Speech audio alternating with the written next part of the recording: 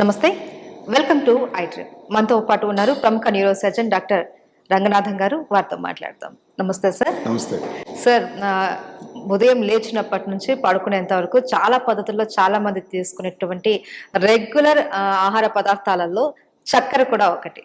అయితే ఈ మధ్య కాలంలో మనం విన్నాం, ఈ పంచదార అన్నది ఎక్కువ తీసుకోవడం వల్ల మెదడు పనితీరు మీద ప్రభావం చూపిస్తుంది అనేసి అంటూ ఉన్నారు. అది నిజమే అంటారా? అవునండి, 100% నిజమే. ఎలా సార్, ఎలాంటి పనితీరు చూపిస్తుంది? ఎందుకంటే ఇప్పుడు ఈ అందరికీ కూడా ఈ సాల్ట్ ఏదైతే లవణం ఎక్కువ తీసుకోకూడదు, దానివల్ల బీపీ వస్తుంది, హార్ట్ అటాక్ వస్తుంది, ఊబకాయం వస్తుంది అని అందరికి అవగాహన. ఈ పంచదార ఏదైతే ఉందో దాని వలన అవగాహన తక్కువ. అది తీసుకుంటే షుగర్ వ్యాధిగ్రస్తులకి ప్రమాదం అంటారే గాని ఒకటే, కానీ మెదడు మీద డైరెక్ట్ గా దాని ప్రభావం ఎలా ఉంటుంది చెప్పేటువంటి విషయం మీద మనం ఈ రోజు దృష్టి పెడదాం. Okay sir. నిజానికి ఈ పంచదారతో భారతీయుల తాలూకా ప్రేమ కథ ఎప్పటి నుంచో ఉందండి. నిజంగా లవ్ స్టోరీ చెప్పాలి. అవును సార్. ఎప్పటికీ అనాదిగా. ఎందుకంటే ఫస్ట్ అసలు ఈ చెరుకు రసాన్ని నుంచి ఈ షుగర్ తయారు చేసింది భారతీయులు అంటే నమ్ముతారా? అది ఎప్పుడు 3000 సంవత్సరాలు బిఫోర్ క్రీస్తు పూర్వం. అదే కాకుండా మన ముఖ్యమైన హిందూ ఫిజిషియన్ ఒక సుశ్రుత అని, ఆ మహానుభావుడు అప్పుడే చెప్పాడట, ఆ యూరిన్ కలర్ చూసి షుగర్ ఉండే వాళ్ళలో యూరిన్ ఎలా ఉంటుంది, మూత్రం ఎక్కువ తిని లావుగా ఉండి ఎక్కువ అతిగా భోజనం చేసే వాళ్ళు ఇది వస్తుంది అని అప్పుడే చెప్పాడు నిర్వచనం. అదే కాకుండా మనం అందరికి హిందువులు నమ్మేటువంటి వేదాల్లో, అథర్వణ వేదంలో షుగర్కి పేరేమో తెలిసిన ఆబ్జెక్ట్ ఆఫ్ డిజైర్ అంటే ఏమిటి? కోరిక. కోరిక కోరిక ఎక్కువ చేసేటువంటి గొప్ప పదార్థం షుగర్ అని. మరి రోజు మనం వేసుకునే షుగర్ గురించి ఇన్ని విషయాలు నిజంగా అది తప్పు కాదు. ఈ రోజు వార్తల్లో కూడా సెరిలాక్ అని ప్రతి ఇంట భారతదేశంలో పిల్లలకి ఇచ్చేటువంటి ఒక పదార్థం, పోషక పదార్థం సెరిలాక్. మరి ఎందుకంత వార్తల్లోకి వచ్చింది? ఎందుకంటే పర్టికులర్గా డెవలపింగ్, అభివృద్ధి చెందుతున్న దేశాల్లో ఈ సెరిలాక్లో ఉండేటువంటి షుగర్, పంచదార ప్రపంచ ఆరోగ్య సంస్థ తాలూకా నిర్వచనం కన్నా చాలా ఎక్కువగా ఉందట.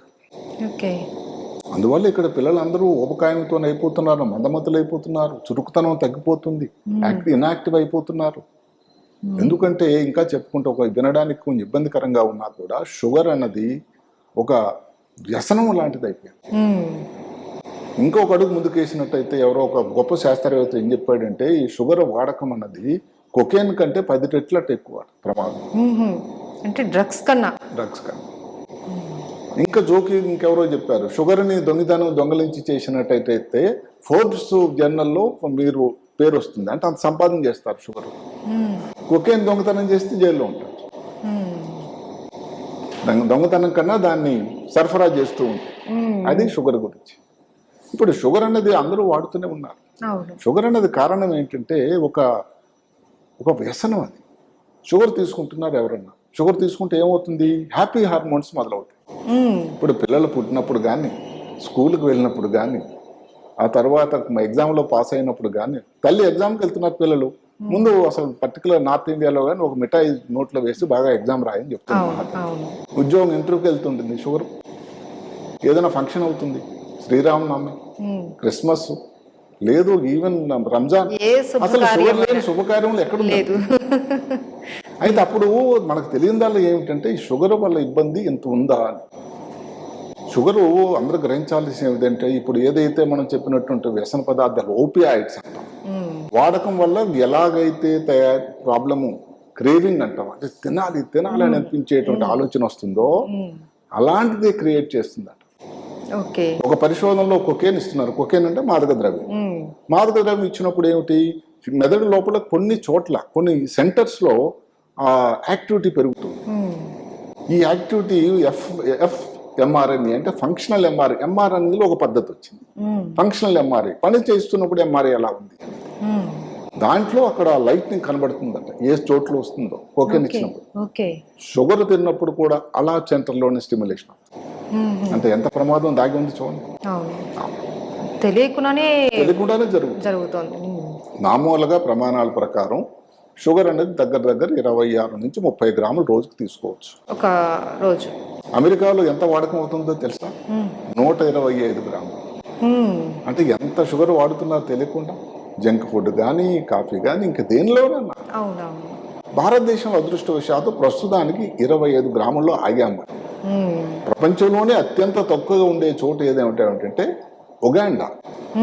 అసలు అందరికంటే తక్కువ 5 గ్రాములండి. అలాగే నార్వే. సో అక్కడ ఈ ప్రాబ్లం తక్కువ.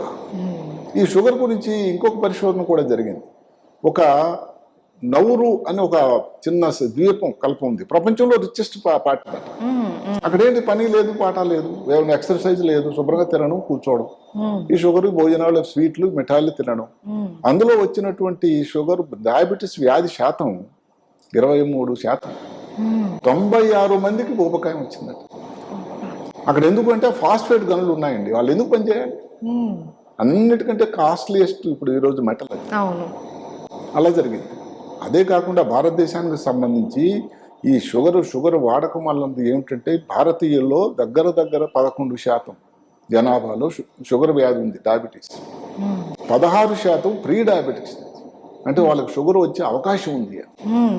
అంటే ఈ చక్కెర తినడం వల్ల. చక్కెర ఒక్క కారణం, అసలు ఆల్రెడీ ఎంతమంది ఉన్నారు, దానికి తోడు మీరు అగ్ని కాజ్యం పోసినట్టు ఈ షుగర్ తింటూ ఉంటే ఎంత ఇబ్బంది అవుతూ ఉంటుంది. అదే కాకుండా ఇంకా ఇప్పుడు ఒకప్పుడు ఏంటంటే పట్టణాల్లోనే షుగర్ ఎక్కువ వాడకం ఉంటుంది, పల్లెల్లో తక్కువ అని మారిపోయింది. నా తారతమ్యం కూడా దగ్గర కుదించుకుపోతుంది. అదే కాకుండా ఇంకొకటి ఏమిటి, ఇప్పుడు భారతదేశం మనది ఆర్థికంగాను 5వ నంబర్లో ఉన్నాం. సంతోషం కదా. అయితే ఇక్కడ ఒక చిన్న కిటుకుంది. ఏ దేశం అయితే ఆర్థిక ప్రమాణాలు పెరిగి హ్యాపీ కంట్రీస్ ఉంటాయో షుగర్ వాడకం అటు కూడా ఎక్కువ అవుతుందట, తెలియకుండా. అంటే అది ఒక మోరల్ లాగా అయిపోయింది. అంటే హ్యాపీనెస్ అనేది పంచిపెట్టుకోవడం అన్నది ఈ మిఠాయి ద్వారా. ఇలాగ వాడకం రకరకాలు. ఏదో పార్టీలో ఉంటారు, అందరూ తింటున్నారు మిఠాయి, తప్పేముంది ఒక రోజు కనుక్కుంటాం, కానీ అది ఒక రోజు కాదు, తర్వాత అలాగే అవుతుంది, అలవాటు అయిపోతుంది.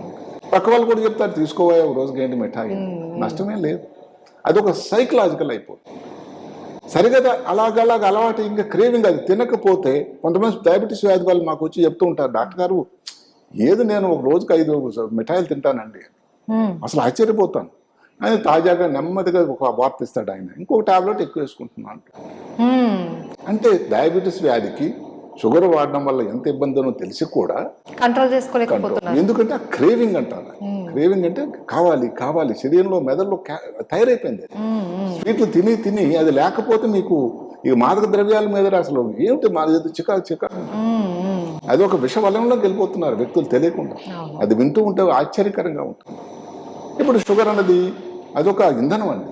ఇప్పుడు పెట్రోల్ ఎలా కావాలి వెహికల్స్కి, షుగర్ అన్నది ఇంధనం. శరీరంలో ఉండేటువంటి ప్రతి కణం ఎక్కడ ఉన్నాయి దానికి ఈ షుగర్ అన్నది ఒక అందులో ఉండేటువంటి గ్లూకోజ్ అన్నది ఇంధనం ఇచ్చే ఎనర్జీ. శరీరంలో అన్ని కణాలు, మెదడులో కణాలకు కూడా.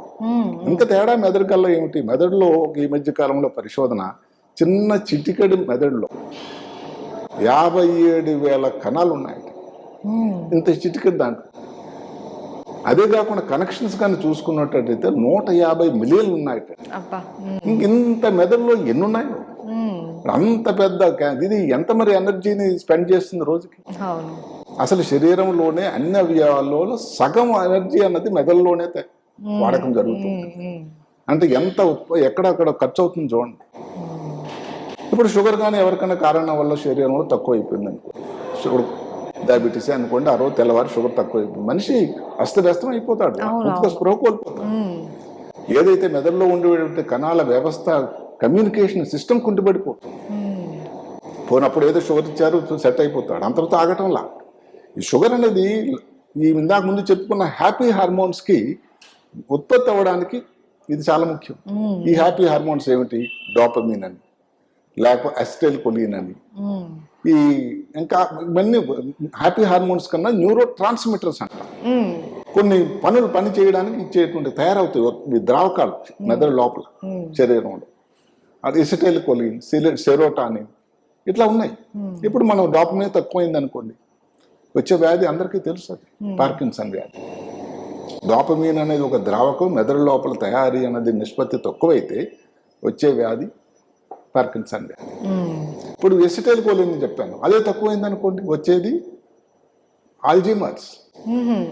అదే కాకుండా మైస్థీనియా కండరాల్లో రచేతన అయిపోయింది, అసలు వీక్నెస్, నడవలేని పరిస్థితి. సో హ్యాపీ హార్మోన్స్ అనేది మనం సంతోషంగా ఉండటానికే హ్యాపీ కాదు. హార్మోన్ అనేది అన్ని కావు, న్యూరో ట్రాన్స్మిటర్స్ అన్నది. హ్యాపీ హార్మోన్ కింద కోవ కింద జనరల్ గా డాపమైన్ వస్తుంది, వీటిని న్యూరో ట్రాన్స్మిటర్స్ అంటారు. అంటే ఈ శరీరంలో ఈ ముఖ్యమైన పనులు అన్నింటికీ ఉపయోగపడే ద్రావకాలు. ఇంకొకటి ఉన్నది గాబా అని. ఈ గాబా అన్నది గాబా అమైనో బ్యూట్రిక్ యాసిడ్ అని ఉంటుంది. అది కానీ తక్కువ, గామా అమైనో బ్యూట్రిక్ యాసిడ్ అది తక్కువైంది అనుకోండి, వచ్చి దానివల్ల ఎపిలెప్సీ, అసలు అన్కంట్రోల్డ్ ఎపిలెప్సీ. సెరోటానిన్ తక్కువైంది అనుకోండి, డిప్రెషన్, యాంగ్జైటీ, ఇలాంటి వ్యాధులు. అంటే ఎక్కువ అవడం వల్ల ఎంత ప్రాబ్లం తర్వాత చెప్పుకుందాం, కానీ తక్కువ అవడం కూడా షుగర్లో దాని ఇబ్బందులు బ్రెయిన్ మీద ఇన్ని పొడి చూపుతున్నాయి. సరే, మనం తక్కువ గురించి చెప్పుకున్నాం. ఇప్పుడు ఎక్కువైతే ఏమవుతుంది? ఎక్కువైతే దానికి ఇంకా వ్యతిరేకంగా తయారవుతుంది. మెదడులో తాలూకా ఫంక్షనల్ ఎబిలిటీ అంటే ఆలోచన సరళి చికాకు అయిపోతుంది. మెదడు తాలూకా సైజు కొంచెం ఎక్కువవుతుందట, బ్రెయిన్ అట్రఫీ అంటారు. అసలు ప్రిమిచ్యూర్ ఏజింగ్ అంటే ఏమిటి? 60లో 30 వయసు 60 వయసు రావడం, అసలు జ్ఞాపకశక్తి కోల్పోవడం, మెదడుకి వెళ్ళేటువంటి రక్త ప్రవాహం, సెరిబ్రల్ బ్లడ్ ఫ్లో తగ్గిపోవడం, స్మాల్ వెసల్ ఇస్కిమియా, మెదడు లోపల 3 రకాల రక్తనాళాలు ఉంటాయి, చిన్నవి పెద్దవి మధ్యస్థం. ఆ చిన్న రక్తనాళాలు సన్నంగా అయిపోవడం, దానివల్ల బ్లడ్ ఫ్లో. వాస్కులర్ డిమెన్షియా ఏదైతే ఉందో, మరి మతిమరుపు వ్యాధి, అందులో ఒక పద్ధతి వాస్కులర్ డిమెన్షియా, ఇది కూడా వస్తుంది. మెదడులో వాపులాడితే ఒకటి వస్తుంది. డిప్రెషన్, యాంగ్జైటీ, అసలు ఇన్ని మార్పులు మెదడు లోపల వస్తుంది. బ్రెయిన్ లో ఒక బ్రెయిన్ డెవలపింగ్ న్యూరోట్రాఫిక్ ఫ్యాక్టర్స్ అని ఉంటుంది, డిరైవ్డ్ ట్రాఫిక్ న్యూరోట్రాఫిక్ ఫ్యాక్టర్. మెదడు తాలూకా గ్రోత్కి, తెలివికి, పనితనానికి, తెల్లారి ఉదయం నుంచి సాయంకాలం వరకు దైనందిన జీవితంలో వాడేటువంటి క్రమంలో ఈ ఫ్యాక్టర్ చాలా అవసరం. ఇన్ని ఎఫెక్ట్స్ ఇది పంచదార ఎక్కువ వాడకం వల్ల కూడా బ్రెయిన్ మీద చాలా ఇన్ని ఇబ్బందులు ఉన్నాయి. ఇప్పుడు సెరిలాక్ ఇందాక మనం అనుకున్నాం. సెరిలాక్ ఎందుకంటే చిన్నపిల్లలకి ప్రతి ఇంటి దగ్గర కూడా వాడే. ఆ కంపెనీ వాళ్ళు, నేస్లే వాళ్ళు, తెలిసింది ఏమిటంటే ఎవరో ఎన్జిఓ వాళ్ళు కోర్టులో కేసు, ఈరోజు న్యూస్ అది. మిగతా సంపన్న దేశాల్లో తక్కువ శాతం ఉందట. మన అభివృద్ధి చెందుతున్న దేశాల్లోనే వాడుతున్న సెరిలాక్లో నిష్పత్తి అన్నది చాలా ఎక్కువ ఉంది. ఏది ప్రపంచ ఆరోగ్య సంస్థ ఇచ్చిన దానికన్నా ఎక్కువ అలౌడ్ కన్నా. ఎంత అన్యాయం అది. దానికి స్విట్జర్లాండ్ గవర్నమెంట్కి ఇది తీసుకువెళ్ళి విత్డ్రా చేయాలని ఒక అర్జీ వెళ్ళింది. అదే కాకుండా ఆల్రెడీ ఇప్పుడు మీరు నమ్మండి, స్మోకింగ్ ఈజ్ ఇంజూరియస్ హెల్త్ అని బోర్డులు వస్తూ ఉంటాయి. గత కొన్ని సంవత్సరాలుగా మిఠాయిలు ఇవన్నీ అడ్వర్టైజ్మెంట్లు వచ్చి ప్రజలను లాభపరిచి వాళ్ళని తాలూకా ఆలోచన సరళి మార్చిపడేసి ఏమవుతుందో ఒక్కొక్క షుగర్ కోసం తింటే, జంక్ ఫుడ్ తింటే అనుకున్న ఆలోచన వచ్చింది. ఇలాంటి యాడ్స్ అన్ని కూడా నిజానికి నమ్మండి చిలీ, ఇజ్రాయిల్, సింగపూర్ లాంటి దేశాల్లో బ్యాన్ చేశారు. దానికి వల్ల 25% జంక్ ఫుడ్ వాడకం తగ్గిపోయింది. చాలా మంది ఉన్నారు. మీరు ఇంకా ఇప్పుడు చూడండి, ఫ్యాంటా అని అసలు తీసుకునే వాళ్ళు ఎవరండి? అందరూ చాలా మంచిగా రుచికరంగా ఉంటుంది ఫ్యాంటా, కోకోకోలా వారి ఉత్పాదన.